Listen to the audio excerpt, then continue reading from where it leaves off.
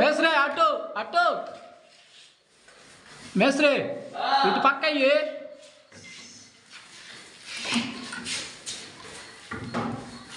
ఏంది మేస్త్రి అట్టేస్తున్నావు? చూడండి బాబు, టాపీ పని లేక మేస్త్రి పెయింటింగ్ పనికి వెళ్ళాడు. కానీ ఈ మేస్త్రి అన్ని పనులు చేస్తాడు. దయచేసి ఈ మేస్త్రికి ఏ పని అయినా ఇవ్వచ్చు.